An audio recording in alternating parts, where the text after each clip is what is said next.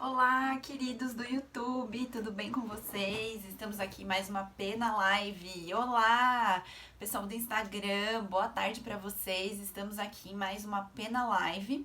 Hoje com um pouquinho menos de tempo.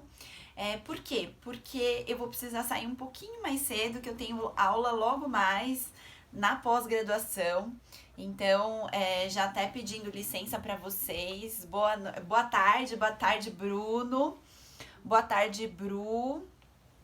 Boa tarde para todo mundo que tá chegando aí com a gente.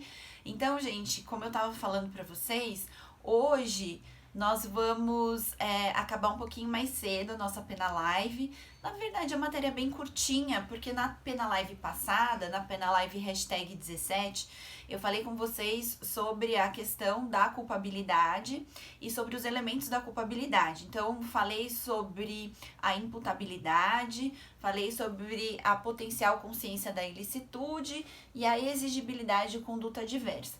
Então, hoje, e assim, destrinchei melhor, né, a imputabilidade. A gente falou dos elementos da imputabilidade, a gente falou da questão da embriaguez, quando que a embriaguez vai excluir o crime, quando que a embriaguez não vai excluir. Então, desta forma, boa tarde para todo mundo que está chegando agora. Dessa forma, hoje nós vamos falar brevemente sobre potencial consciência da ilicitude e sobre a exigibilidade de conduta diversa. Denis também acabou de entrar, né? Boa tarde, Denis, boa tarde para todo mundo. Denis, então, você podia trazer um café aqui para casa, né? Porque não deu tempo de eu fazer café aqui, né? E eu tô sem cápsula na máquina, então você poderia nos ajudar, nos auxiliar. Bom, enfim, gente, então vamos lá. Vamos falar um pouquinho sobre a culpabilidade. Lembrando aqui, gente, daquela revisão que a gente sempre faz, né? E qual seria essa revisão? Sobre o crime, sobre os elementos do crime.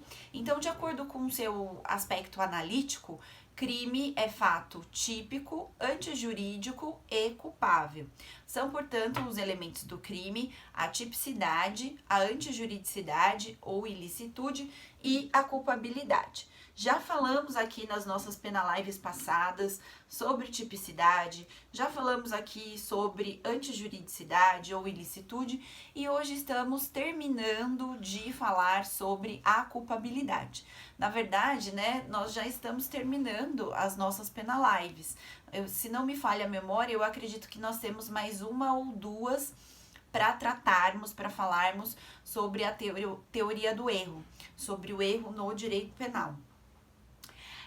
E na Pena Live passada eu falei então para vocês sobre a questão da culpabilidade, sobre aquela questão da reprovabilidade social da conduta, mas que vai recair o olhar de quem tá fora, olhando para o agente, olhando para a figura, para aquela pessoa que pratica um fato típico e antijurídico ou ilícito.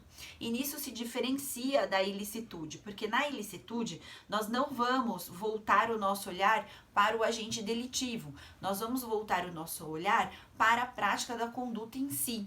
E aí nós temos, né, dentro da ilicitude, as excludentes de ilicitude ou situações justificantes, que são o estado de necessidade, a legítima defesa, o estrito cumprimento do dever legal ou o exercício regular do direito. Tô acenando aqui para o pessoal. Dentro da culpabilidade, nós vamos ter os elementos da culpabilidade, né? E veja que a culpabilidade é aquele olhar, verificar se aquela conduta é reprovável ou não é reprovável, mas não com um olhar da sociedade para o fato em si, e sim com o olhar da sociedade para a figura do criminoso. Então, nós vamos verificar questões como a questão da maioridade do agente ou menoridade do agente, a questão de forma geral da imputabilidade, né? Essa questão da maioridade está dentro da imputabilidade, mas nós temos outras questões dentro da imputabilidade também, a questão da embriaguez acidental, a questão da consciência do ato, a questão, nós vamos verificar se aquela pessoa é acometida de alguma doença psiquiátrica ou de alguma doença mental que lhe impeça o raciocínio, que lhe impeça a compreensão sobre a ilicitude do fato. Nós vamos verificar também a questão dos povos indígenas não integrados à sociedade. De acordo com uma parte da doutrina, nós vamos verificar ainda a questão dos surdos mudos, embora eu tenha falado para vocês que a doutrina mais moderna não traz mais essa classificação, né? Aí vai depender da integração desta pessoa com a sociedade, o meio social. Mas veja que na culpabilidade nós vamos voltar o nosso olhar para o agente delitivo, para o criminoso. Então, quem é aquela pessoa, o criminoso, que está praticando aquele fato típico e antijurídico? Quais são as características, né? Quais características ele traz? Não em relação à sua personalidade, não em relação ao seu modo de vida, porque a culpabilidade é a culpabilidade do fato, não é a culpabilidade do autor. Mas nós teremos que verificar ali se estão presentes os elementos da culpabilidade. Então, na semana passada, nós falamos sobre imputabilidade e nessa semana agora, nós vamos falar sobre a questão da potencial consciência da ilicitude e da exigibilidade de conduta diversa. Então, vamos lá. Potencial consciência da ilicitude. O que é a potencial consciência da ilicitude? É o elemento intelectual da reprovabilidade, consistente na consciência ou conhecimento atual ou possível da ilicitude da conduta. O fato praticado é juridicamente proibido e contrário às normas elementares que regem a convivência. Então, o que seria a potencial consciência da ilicitude? É aquela situação na qual o agente ele tem condições biológicas de perceber o caráter ilícito do fato. Ele tem condições psíquicas de entender o caráter ilícito do fato, mas ele não entende. Por quê? Por uma determinada circunstância. A gente diz que a questão da potencial consciência da ilicitude, ela está muito ligada, muito fundida à questão do erro de proibição.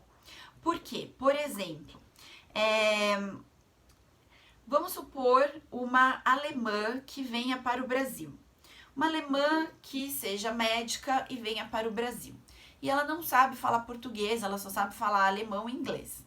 Mas ela vem dar uma palestra, fazer uma conferência aqui no Brasil. E um dia antes de embarcar, ela faz o teste de gravidez e percebe que está grávida de um pouquinho mais de um mês, 20 dias, um mês, bem no comecinho da gestação. Então ela, sendo médica, ela ingere uma substância abortiva, mas ela deixa para ingerir essa substância abortiva quando chega no Brasil. Ela traz essa substância abortiva junto com as coisas dela, com a bagagem dela, mas ela deixa para ingerir a substância abortiva quando chega aqui no Brasil.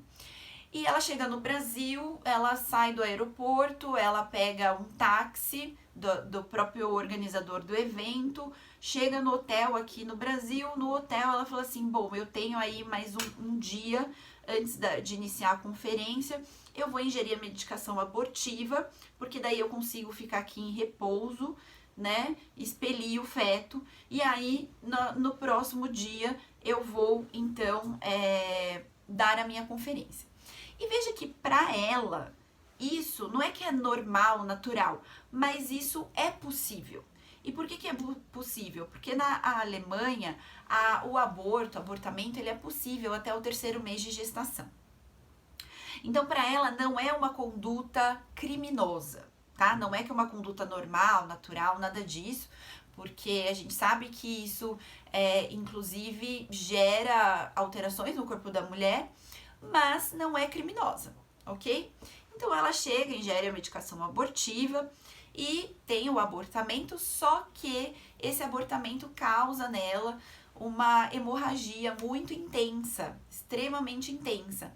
E aí isso faz com que essa médica vá até o pronto-socorro mais próximo e quando ela chega no pronto-socorro, ela conta exatamente o que aconteceu. olha, eu estava grávida, um pouquinho mais de um mês de gestação, 20 dias de gestação, ingeri a medicação abortiva, comecei a ter hemorragias. O médico desse pronto-socorro passa o caso para a autoridade policial e a autoridade policial acaba realizando as investigações pelo crime de aborto praticado em si mesma, de forma que essa médica ela venha a ser investigada ou venha a ser até denunciada pelo crime de aborto, né? O aborto praticado pela própria gestante ou aquela gestante que dá o consentimento para que um terceiro realize o aborto nela. Nesse caso, qual será a alegação da defesa? Qual deverá ser a alegação da defesa? Então veja que neste caso, essa alemã, ela não praticou o crime. Por quê? Porque nós teremos a exclusão do terceiro elemento do crime, que é a culpabilidade. E por que nós teremos a exclusão da culpabilidade? Porque neste caso, essa alemã não tinha a potencial consciência da ilicitude. E por quê? Porque no país dela, o aborto é possível até o 3º mês de gestação. Ela era médica, ela conhecia inclusive a ação da substância abortiva no seu corpo. Ela não teve contato com ninguém no Brasil, ela não fala o português, ela não entende da nossa cultura. Ela tinha acabado de colocar os pés aqui no Brasil, então assim, não teria dado tempo dela se inteirar sobre os costumes, cultura brasileiros, de modo que não tinha naquela situação como ela entender o caráter ilícito daquela conduta aqui no Brasil. E aí você vai me falar assim, professora, mas meio complicado, né? Como que a pessoa vem aqui para o nosso país e não se interage com a nossa cultura, não sabe dos nossos valores morais, não sabe que o Brasil é um país extremamente católico, né? Católico não, de certa forma religioso, né? Não vamos colocar uma religião específica, mas não sabe que o Brasil é um país extremamente religioso. Como que ela não sabe? Vejam que quando a gente fala desse exemplo de alguém que vem para cá, a gente pensa assim, mas quando a gente sai do nosso país e vai para um outro país, a coisa muda de figura. Então, alguns alunos já me relataram, e eu mesma já tive essa experiência, pelo seguinte: quando eu fui para o Chile, a sorte que a gente estava com um guia, a gente vai fazer um passeio não sei aonde, e aí terminou o passeio, e aí a gente foi como se fosse para um barzinho. E aí o guia, que era brasileiro, ele nos alertou, ele virou pra gente e falou assim, olha, vocês tomem muito cuidado aqui no Chile para não ingerir bebida alcoólica na rua. E por quê? Porque lá no Chile, ingerir bebida alcoólica na rua não só é ilícito, como é crime. Então, veja, uma coisa que pra gente é completamente natural, né? Então, em qualquer posto, principalmente no interior do Brasil, no interior do estado de São Paulo, ou até em São Paulo, dependendo de onde você vai, você tem lá um posto, o pessoal compra bebida para ficar bebendo no carro, ali do lado do carro, na calçada. Aqui os barzinhos até tem, né, as mesinhas fora, pessoal sentado na calçada, sentado na sarjeta, tomando cerveja. Então veja que neste caso, né, pra gente é normal, natural beber, ingerir bebida alcoólica fora dos estabelecimentos credenciados, enquanto que lá não, lá é uma conduta proibida.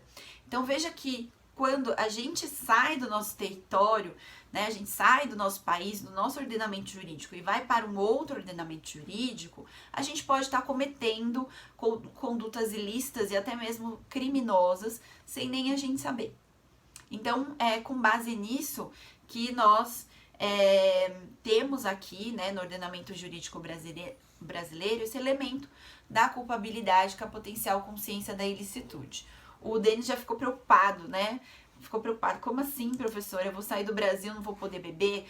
Pode, Denis, tá? Você pode. Você só não pode beber na rua, na sarjeta, na calçada, tá? Só dentro dos estabelecimentos credenciados. E por fim, gente, nós temos aqui a questão da exigibilidade de conduta diversa. E o que é a questão da exigibilidade de conduta diversa? Consiste na expectativa social de um comportamento diferente daquele que foi adotado pelo agente. Então, nós temos aqui algumas causas que excluem a exigibilidade de conduta diversa, que são a coação moral irresistível e a obediência hierárquica. Professora, mas é só a coação moral irresistível e só a obediência hierárquica que excluem a exigibilidade de conduta diversa? Não. Nós temos várias outras causas que não estão listadas na lei e que muitas vezes também não são abordadas pela doutrina, mas toda e qualquer causa que exclua a exigibilidade de conduta adversa vai excluir, por consequência, a culpabilidade, e excluindo a culpabilidade a gente não tem aquele tripé do crime. Então, excluindo culpabilidade, nós não temos crime, porque falta o seu terceiro elemento.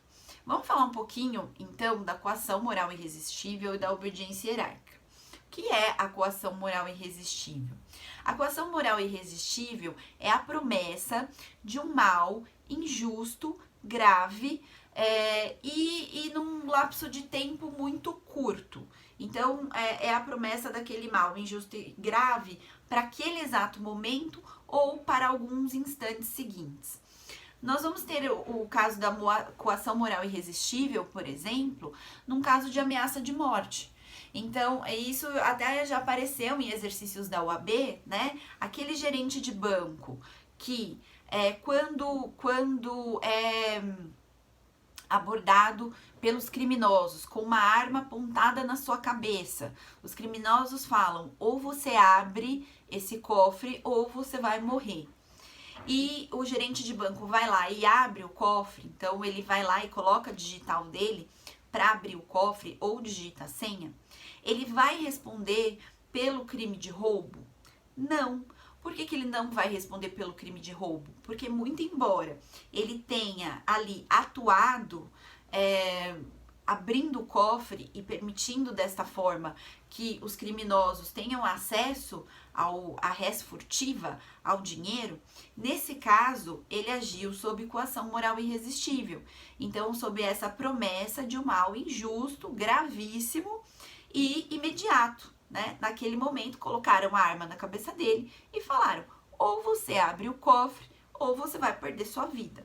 Então veja que para ele, né, na ponderação entre vida dele e dinheiro do banco, a vida dele tem mais valor. E até se a gente for fazer de forma objetiva, né, vida de uma pessoa, dinheiro do banco, ainda que sejam muitos milhões do banco, a vida da pessoa vale mais. Então, deste modo, ele vai fazer aquela ponderação e essa coação é uma coação moral, não é uma coação física, é uma coação moral. Estão apontando a arma para a cabeça dele e é irresistível. Por que é irresistível? Porque o bem jurídico que aquela pessoa está protegendo tem valor maior do que aquele bem jurídico que ela está lesando. Então, veja que na ponderação entre vida, dinheiro do banco, a vida vale mais. Professora, e se os assaltantes não estivessem empunhando uma arma na cabeça dele, mas estivessem empunhando uma arma na cabeça de um cliente? Seria coação moral irresistível da mesma forma? Seria. Então, não precisa ser na cabeça do próprio gerente.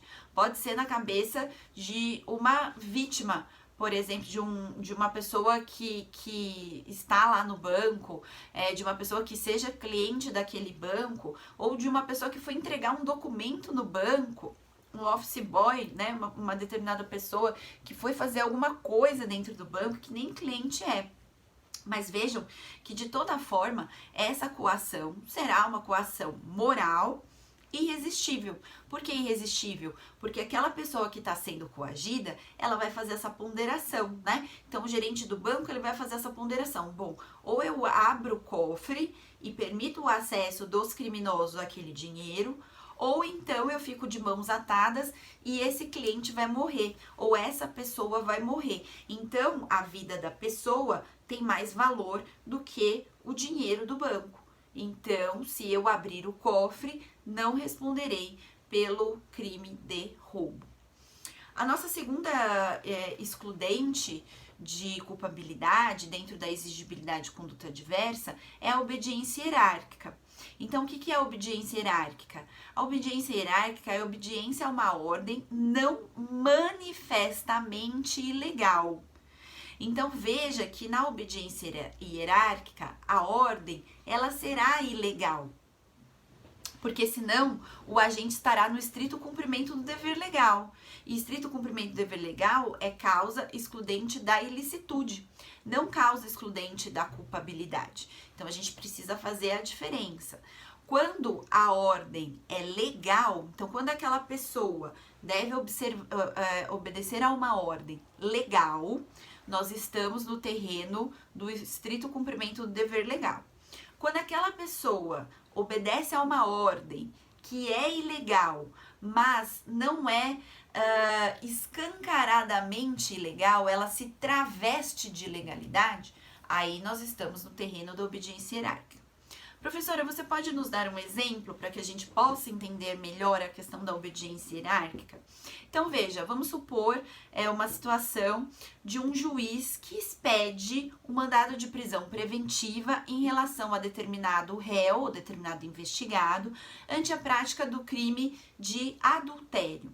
Veja que o crime, o tipo penal de adultério, ele existiu no nosso ordenamento jurídico, mas ele foi retirado do nosso ordenamento jurídico com as reformas que nós tivemos, principalmente a partir do ano 2000. Se não me falha a memória, o tipo penal de adultério, ele foi retirado do nosso ordenamento jurídico, ele já não era aplicado, mas ele foi totalmente revogado, retirado do nosso ordenamento jurídico numa reforma que nós tivemos de toda parte dos crimes, eram chamados, né, crimes contra os costumes, e passaram a ser chamados crimes contra a dignidade sexual em 2009, naquela grande reforma que nós tivemos em 2009.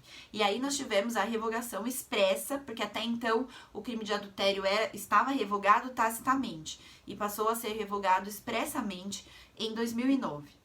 Mas vamos pensar que determinado juiz tenha determinado a prisão preventiva de um determinado réu com base no tipo penal de adultério. Adultério, hoje, no nosso ordenamento jurídico, não é mais crime, porque nós tivemos aí a abolição crimes em relação ao tipo penal de adultério, tá? Ele não existe mais. Mas determinado policial recebe uma ordem de cumprimento de prisão preventiva, de busca e apreensão daquela pessoa para o cumprimento da prisão preventiva relativamente ao tipo penal de adultério. Veja, esse policial, ele muitas das vezes ele não tem consciência, né, de que o tipo penal de adultério não existe mais no nosso ordenamento jurídico, ele foi revogado, ele não está mais presente no nosso Código Penal, né? O adultério hoje é muito mais uma questão moral do que uma questão jurídica. Mas ele vê ali, né, o mandado de prisão expedido pelo juiz. O juiz seria o juiz competente para deliberar sobre, e aí ele vai lá e cumpre o mandado. Ele poderá ser punido pelo crime, né, pelo tipo penal de sequestro e cárcere privado daquela pessoa? Não. Por quê? Porque ele vai invocar a obediência hierárquica. Muito embora aquela ordem daquele juiz, né, de prisão preventiva, aquele mandado de cumprimento de prisão preventiva, não seja legal, seja ilegal, ele estava travestido, ele estava aí disfarçado de ilegalidade. E não teria como aquele policial, naquelas circunstâncias, falar assim, não vou cumprir o mandado. Foi expedido pelo juiz, o juiz seria a autoridade competente para a expedição daquele mandado, mas ele fala assim, não vou cumprir, porque para mim a conduta é atípica, então não vou cumprir. Veja, ele é obrigado a cumprir, ele é obrigado a obedecer, tá? Então, nesse caso, ele vai alegar obediência hierárquica. Então, gente, essas eram os outros elementos da culpabilidade. E vejam, quando que não vai existir a culpabilidade? Não existirá a culpabilidade quando faltar um desses três elementos. A gente tem um método mnemônico para a gente poder decorar esses nomes, né? Que são os elementos da culpabilidade: imputabilidade, potencial consciência da ilicitude e exigibilidade de conduta adversa. É o chamado IMPOEX. In, de imputabilidade, po, de potencial consciência da ilicitude, e ex, de exigibilidade de conduta diversa. Quando que nós não teremos a culpabilidade? Quando faltar um desses elementos. Então, quando o nosso agente for inimputável, não haverá imputabilidade. Quando ele for inimputável, nós não teremos culpabilidade quando nós tivermos uma situação de inexigibilidade de conduta diversa, aquela conduta uma conduta diversa daquela que o criminoso teve, diversa daquela que o agente teve, não era exigível em determinadas circunstâncias, e a gente vai ter a exclusão da culpabilidade no caso de ausência de potencialidade de conduta diversa. Então, quando o agente, aquela pessoa que praticou o crime, não tem potencial, no caso de ausência de potencial, consciência da ilicitude. O agente não tinha, naquela situação, a potencial consciência da ilicitude. Ele não tinha como saber que naquela circunstância ele teria que agir de outra maneira. Olha só, né? Nós temos aqui o pessoal falando, né? Top a live. Gente, vocês são muito fofos. Eu amo. Pessoal falando que tá no trânsito, mas que tá ouvindo a Pena Live, né? Café e bolo. Ai, que delícia! Vontade de tomar um café. A hora que eu terminar aqui, eu vou correndo tomar um cafezinho. Então, basicamente é isso, tá, gente? Um outro exemplo, só pra fechar aqui, Então, assim, é muito importante que quando vocês pensem na culpabilidade e nas excludentes de culpabilidade, vocês se lembrem dos exemplos. Então, quando a gente falar em casos de inimputabilidade, vocês se lembrarem da questão da menoridade, da questão da doença mental, da questão do desenvolvimento mental incompleto ou retardado, da questão da embriaguez involuntária, de todas as excludentes da imputabilidade. Quando vocês se lembrarem da potencial consciência da ilicitude, lembrem-se da alemã que vem para o Brasil e aqui pratica aborto, sendo que ela não fala português, não conhece a cultura brasileira, tinha acabado de chegar aqui, era médica, já trouxe a medicação abortiva na bolsa, chegou aqui e simplesmente usou a medicação abortiva e realizou o aborto. E quando vocês forem se lembrar da exigibilidade de conduta diversa, lembre-se sempre na coação moral irresistível, no caso do gerente do banco, que participa de um assalto a banco e os assaltantes empunham uma arma na cabeça dele e obrigam-no a abrir o cofre.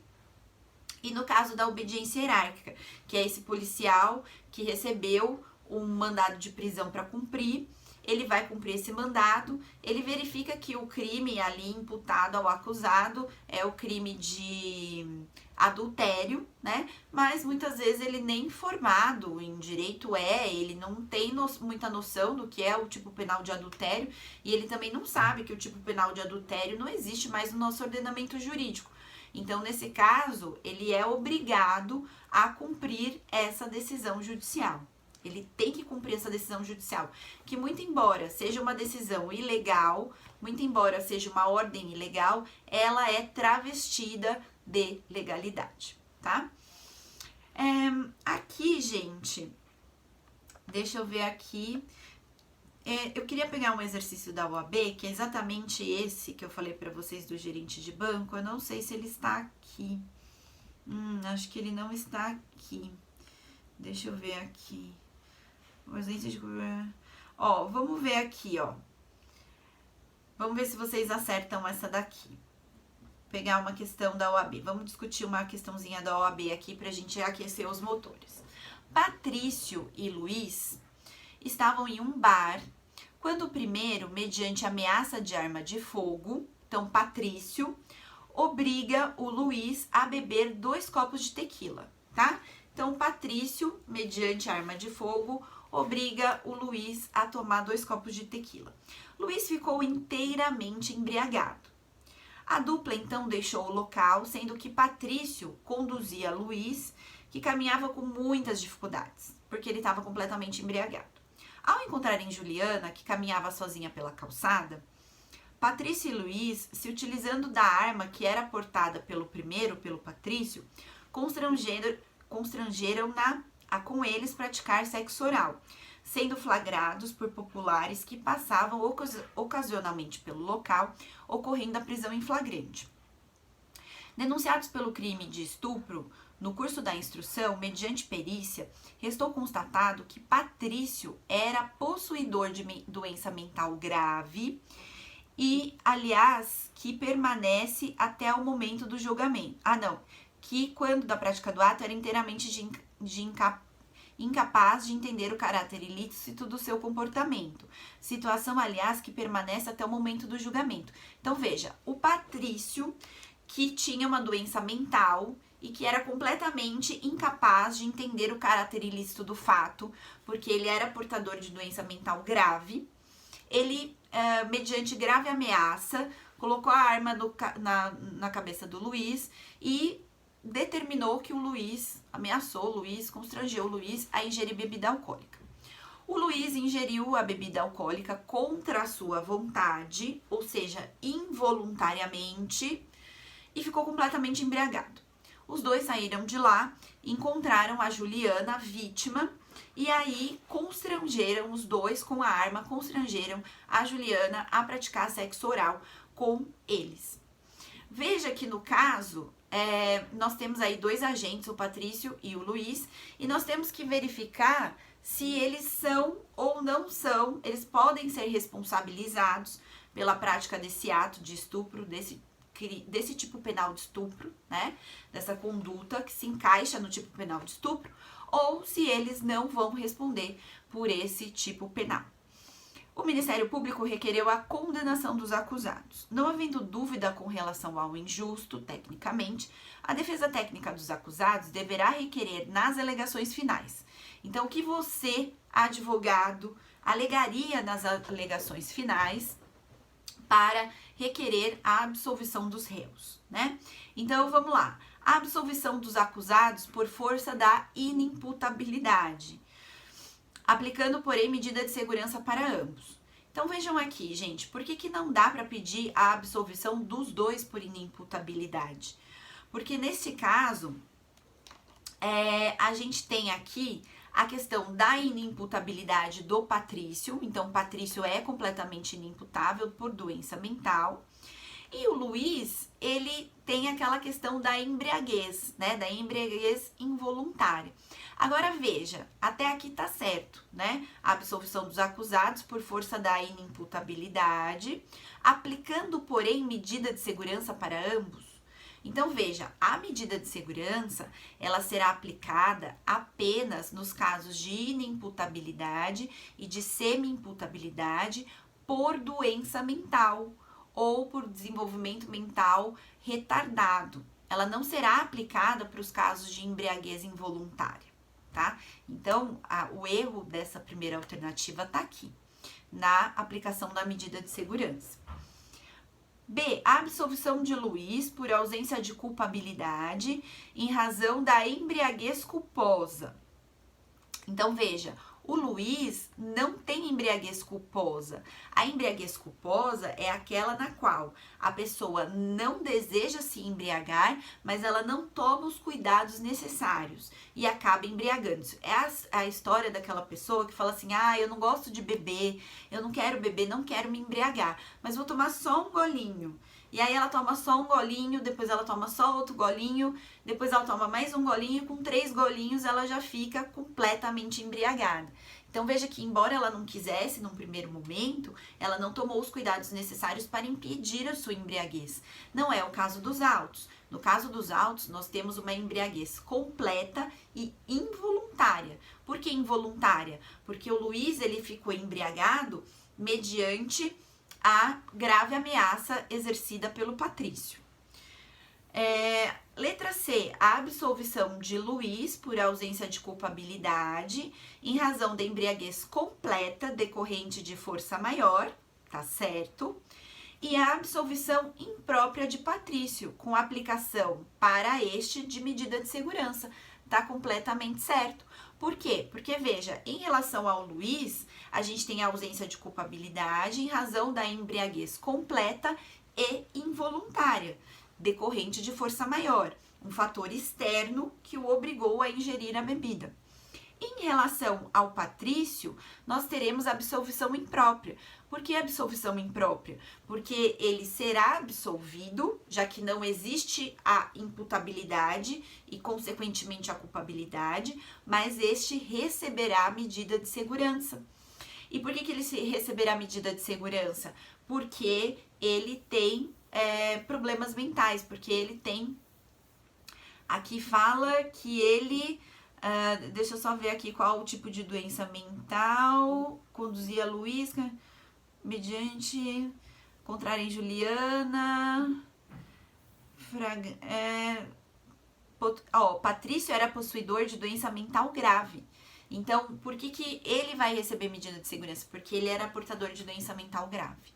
Enquanto que o Luiz não. O Luiz, ele estava embriagado. Ele não era portador de doença mental grave.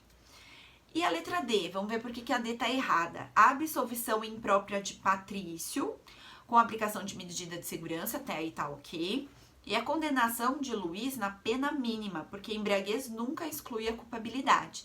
Está errado, né? A embriaguez, ela exclui a culpabilidade, mas ela só excluirá a culpabilidade quando ela for completa e involuntária, ou seja, decorrente de caso fortuito ou força maior.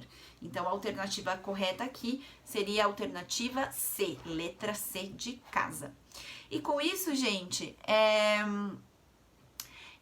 então, Pablo Moitinho acabou de chegar, né? Pablo Moitinho, nem te matei hoje, né? Com muita dor no coração, não te matei, porque todo mundo sabe que eu só mato quem eu amo, demais. E então é isso, gente. A nossa pena live hoje, ela será mais curtinha, tá? Peço licença para vocês para deixá-los, porque daqui a pouco eu tenho que entrar na aula da pós-graduação. Mas é isso, um beijo para vocês. Na semana que vem, nós vamos tratar de um assunto extremamente importante, são as nossas 2 últimas pena lives, se não me falha a memória. Nós vamos falar sobre erro, teoria do erro dentro do direito penal, que é um assunto extremamente polêmico, que os alunos têm sempre muita dificuldade e que a gente vai destrinchar aqui para vocês e dar dicas super importantes para você não errar na prova da OAB e não errar na sua vida prática. Tá bom? Um beijo muito grande pra vocês, gente. Nosso encontro hoje foi curtinho, mas eu acredito que tenha sido produtivo. E a gente se encontra na sexta-feira que vem, tá bom? Beijo, beijo, beijo pra vocês. Até mais, gente. Tchau, tchau.